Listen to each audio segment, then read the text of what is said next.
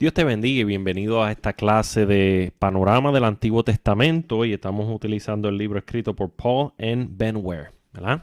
Mi nombre es Pastor Michael Castro y bienvenidos a la última reforma por aquí por ERChurchMinistry/EDU.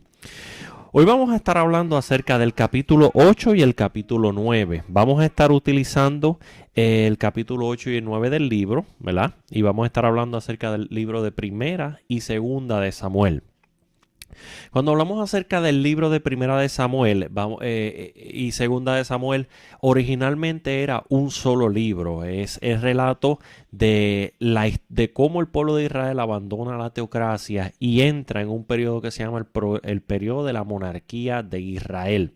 El libro de Primera y Segunda de Samuel eran un solo libro y luego posteriormente fueron divididos. Por lo general se le atribuye la escritura de este libro a Samuel y el próximo periodo, o sea, el fin del libro de Segunda de Samuel, se le atribuye a Natán y a Gad. Los libros de Primera y Segunda de Samuel fueron escritos por Samuel, parte fue escrito por el profeta Natán y parte fue escrito por Gad. Y se escribió alrededor de 975 a.C.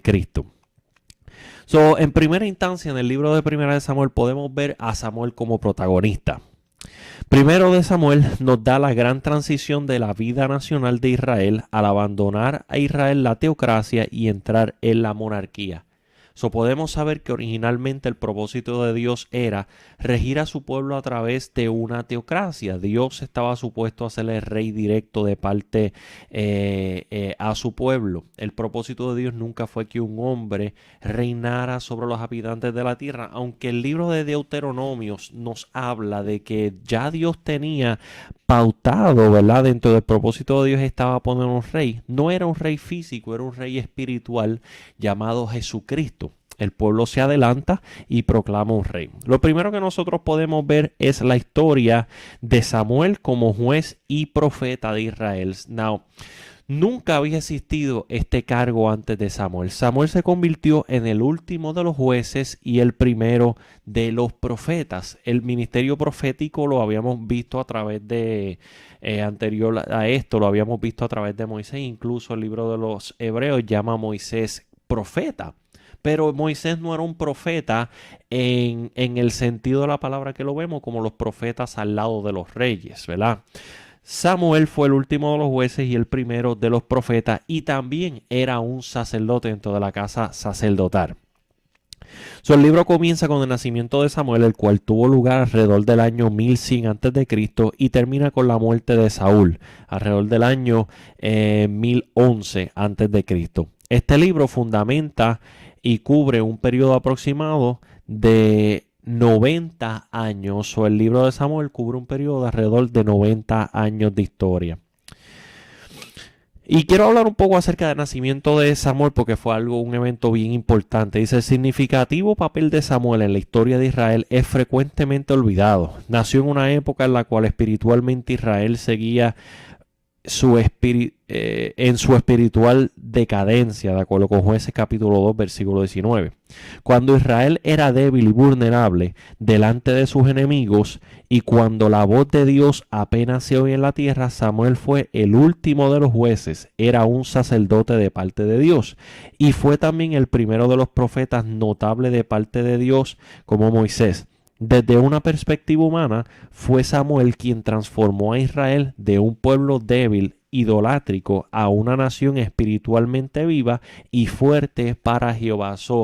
Hablamos la semana pasada acerca del grado moral tan profundo que había tocado el pueblo de Israel. Su desenfreno moral, su pecado, el haberse vuelto a los dioses los había llevado a cautiverio, ¿verdad que sí? Nos encontramos a Samuel en medio de un tiempo en el cual, aunque existían los sacerdotes, Dios no hablaba con frecuencia, ¿verdad que sí? Dice las escrituras que la madre de Samuel, cuando fue destetado el niño, primero que todo su madre Ana era una mujer estéril, el Señor le dio el niño, dice la escritura que cuando el niño fue destetado, lo dejó en el templo y una vez al año iba a visitarlo y le cosía una vestidura para dejársela a él. Samuel aprendió y tuvo que pelear en contra de la influencia de sus nuevos hermanos, los hijos de Elí. Sin embargo, Samuel no se dejó llevar por esa influencia para pecar o ser como ellos. Había algo diferente como Samuel. En el libro de Samuel dice algo bien importante. Dice que antes de que la lámpara de Dios se apagase, el Señor llamó a Samuel. Literalmente había una lámpara dentro del templo en aquel tiempo o del tabernáculo. Todavía no existía el templo, que se apagaba a cierta hora, alrededor de las 9 de la noche. Pero dice las Escrituras que espiritualmente, antes de que la palabra de Dios se apagara, antes de que la lámpara de Dios se apagara, ya que la palabra escaseaba, Dios llama a Samuel. Hablando de que el propósito de Dios con su pueblo va más allá de un mal liderato o de un mal sacerdote. Dios quiere comunión con su pueblo.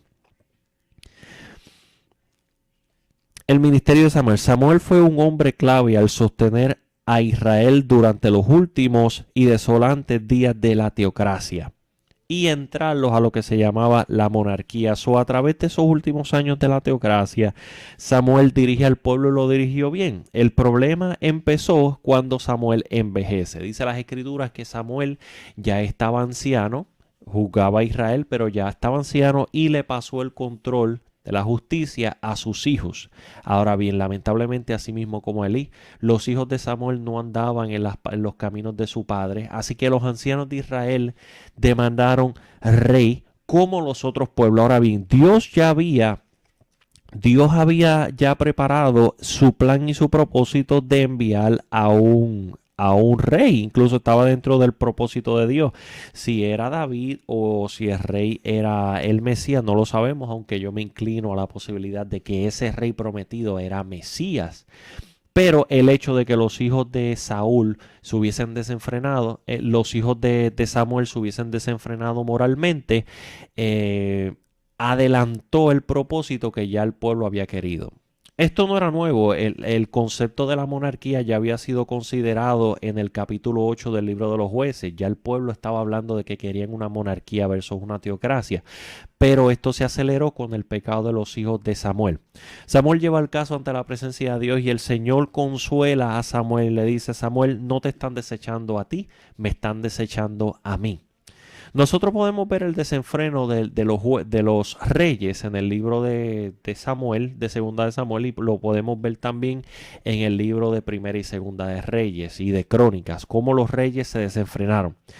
Pero esto fue parte del castigo de Dios con su pueblo. Dios le dijo: recuérdense que los reyes se van a llevar lo mejor de sus hijos, se van a llevar a sus hijas de servidumbre, van a adiestrar a vuestros hijos para la batalla, van a tomar lo mejor de su ganado, van a tomar lo mejor de vuestras tierras. Y así mismo como Dios lo estipuló, aconteció dentro de la tierra. Así que cuando usted vea el desenfreno de alguno de los reyes, dése cuenta que es parte del castigo de Dios por el pueblo haber aceptado una monarquía versus una teocracia, que era el plan original de Dios.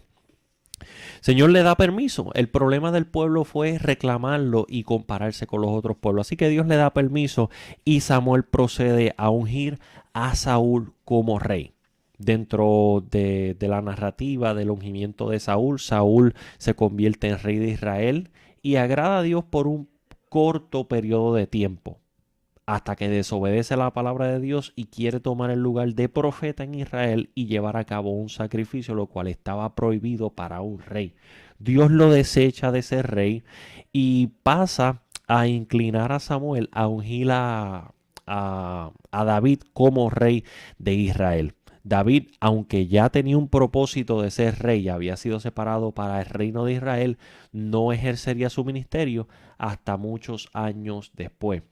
David, aunque ya había sido ungido como rey de Israel, se sometió a Saúl. Dice las Escrituras que luego de su victoria en contra de Goliat, David volvió a su casa, la casa de Isaí, que era su padre, y luego es llamado para que tocara ante la presencia de Saúl, porque Saúl estaba siendo atormentado por un espíritu inmundo, por un demonio. David tocaba ante su presencia y se calmaba. Y por eso fue que David de ahí en adelante permaneció en la casa de Saúl. No fue por su victoria en contra de Goliat, fue porque tocaba el arpa, y cuando tocaba el arpa, Saúl recibía descanso de su tormento demoníaco. Luego de esto, David se convierte en uno de sus capitanes de guerra y fue tan y tan exitoso en sus campañas de guerra que las mujeres cantaban: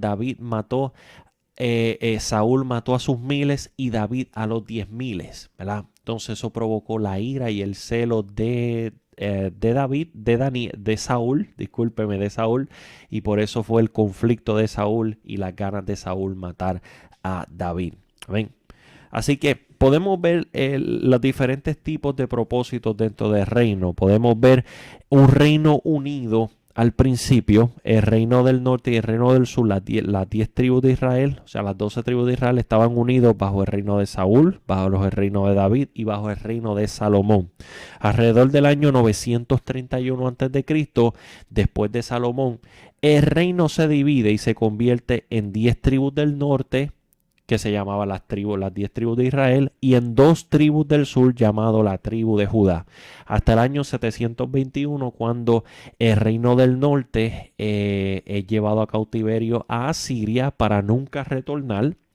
Y luego llega el periodo solitario que cubre desde el 721 hasta el año 586, que el reino del sur, Judá, es llevado en cautiverio, también como el reino del norte a Babilonia, aunque Judá regresaría del cautiverio, esas 2 tribus de Judá.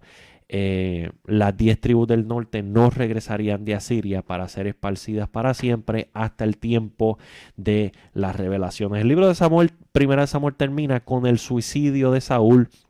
Dice las escrituras que en una de las campañas militares de Saúl comete suicidio ante la batalla en contra de los filisteos. Segunda de Samuel es un libro el cual comienza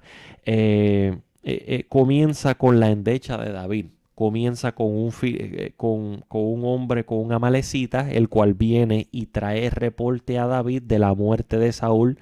Saúl se enciende en ira y manda que fuera fiscalizado aquel hombre y comienza a llorar por la muerte del gran líder de Israel llamado Saúl.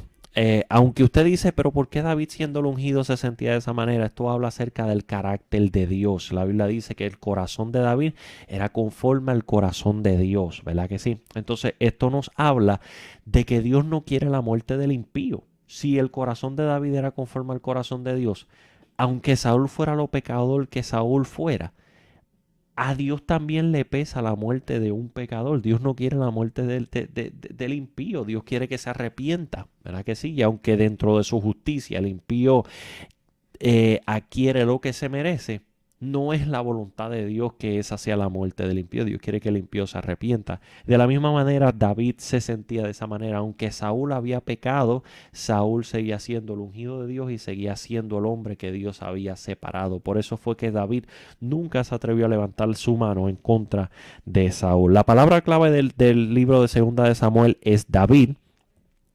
Y los personajes claves son David, Natán, el cual luego de la muerte de Samuel suplanta como profeta.